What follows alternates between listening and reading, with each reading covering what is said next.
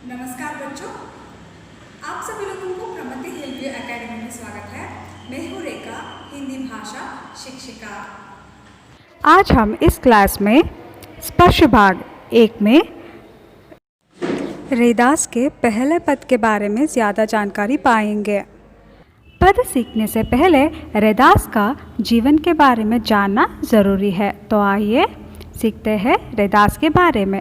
संत रैदास कबीर के समकालीन थे। उनका जन्म काशी में 1388 में हुआ और मृत्यु 1518 में हुआ।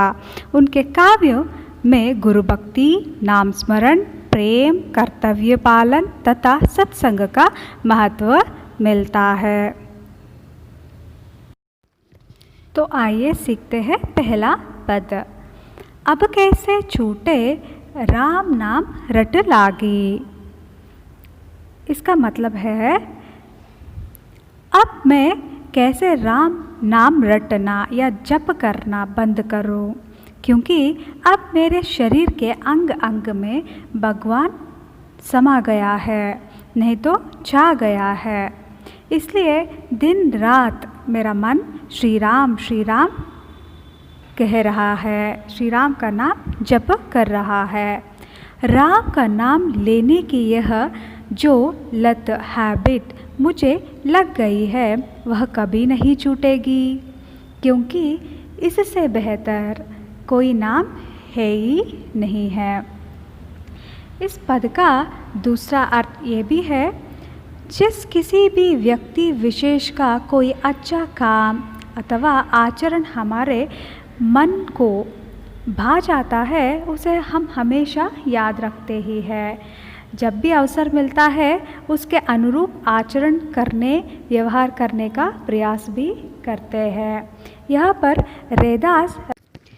पर रैदास श्री राम को आदर्श मानते हैं, इसलिए वो हमेशा श्री राम का नाम जप करते ही रहते हैं, रटते ही रहते हैं। तो फिर आइए दूसरी पंक्ति पर जाएंगे। प्रभु जी तुम चंदन हम पानी, जाकी अंग अंग बात समानी। यहाँ रैदास कह रहे हैं प्रभु जी तुम चंदन हम पानी। यह भगवान को चंदन और स्वयं खुद को पानी कह रहे हैं। जिस तरह साधारण पानी में चंदन मिलने से, चंदन डालने से पानी में चंदन की खुशबू आ जाता है, ठीक उसी तरह जब से आप मेरे जीवन में आए हैं तब से मेरा जीवन खुशियों से भर गया है। खुशियाँ का मतलब खुशबू से भर गया है। इसलिए अब राम नाम रटना बंद करना मुश्किल है, इस तरह कह रहे हैं। तो आइए सीखते हैं तीसरी पंक्ति। प्रभु जी तुम घन बन हम मोरा, जैसे चितवत चंद चकोरा। यहाँ पर रैदास ये कह रहे हैं, हे मेरा आराध्य तुम भरका के पानी से भरे घने बादल हो और मैं मोर हूँ, इसलिए तो मैं तुम्हारी ओर ठीक उसी तरह निहारता रहता हूँ जैसे चंद्रमा का प्रेमी चकोर उसे निकरता रहता है। अब भला यह कौन नहीं जानता कि मोर को नृत्य का, अपना हुनर दिखाने का, अपनी प्रसन्नता व्यक्त करने का अवसर तभी मिलता है जब आसमान में घने बादलों से घिर जाता है। आसमान घने बादलों से घिर जाता है। देखिए यहाँ पर कभी कभी हमारे हुनर दिखाने के लिए प्रसंग भी ज़रूरी है, इस तरह कह रहे हैं। तो फिर आइए अब हम चौथी दोहे सीखेंगे। प्रभु जी तुम दीपक हम बाती, जाकी ज्योति बरे दिन राती। यहाँ पर भगवान को दीपक और खुद को बाती से तुलना कर रहे हैं। बाती का मतलब बत्ती, जो दीप जलाने के लिए उपयोग करने वाले छोटा सा रुई के छोटा सा धागा।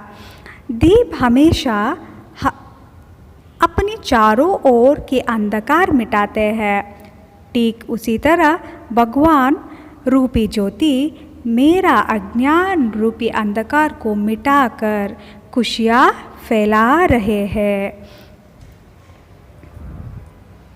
अब हम सीखते हैं 5वीं पंक्ति। प्रभु जी तुम मोती हम धागा, जैसे सो नहीं मिलत सुहागा। यहाँ पर रैदास कह रहे हैं, हे प्रभु आप मोती है तो मैं केवल धागा हूँ। जिस तरह मोती की माला बिना मोती और धागे से नहीं बनती, ठीक उसी तरह आपके बिना मेरा ज़िंदगी अधूरी है। मोती और धागे का मिलन सोने के सुहागे की तरह है। यहाँ पर मोती और धागे का मिलन को सोने में सुहागे की तरह, सोने में सुहाग को कंपैरिजन कर रहे हैं। सोने में सुहागे का मतलब है किसी भी श्रेष्ठ वस्तु की गुणवत्ता में और अधिक वृद्धि होना। इसका मतलब है सोना ही श्रेष्ठ है, सोने की श्रेष्ठता और भी बढ़ाना। अगर मुझ में भगवान रूपी मिल गए तो, समा गए तो मेरा श्रेष्ठता अभी, मेरा गुण अच्छाइयाँ और भी बढ़ता है, इस तरह कह रहे हैं। अब हम पहले पद के अंतिम पंक्ति सीखेंगे। प्रभु जी तुम स्वामी हम दासा, ऐसी भक्ति करे रे दासा। यहाँ रैदास खुद को सेवक कह रहे हैं और भगवान को मालिक बता रहे हैं। सेवक और मालिक की तुलना से, कंपैरिजन के द्वारा रैदास और श्री रामचंद्र के बारे में बता रहे हैं। जिस तरह एक सेवक निरंतर अपना मालिक का सेवा करके पैसा कमाता है, ठीक उसी तरह मैं आपका सेवा करके, निरंतर श्री राम का सेवा करके मैं आशीर्वाद जैसा धन कमाना चाहता हूँ, इस तरह कह रहे हैं। जिस तरह एक सेवक मालिक का सेवा करके सिर्फ पैसा कमाता है, और यहाँ पर रैदास श्री राम का सेवा करके आशीर्वाद जैसा धन कमाना चाहते हैं।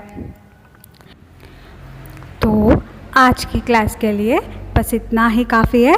नेक्स्ट क्लास में रैदास के दूसरे पद के बारे में ज़्यादा जानकारी पाएंगे।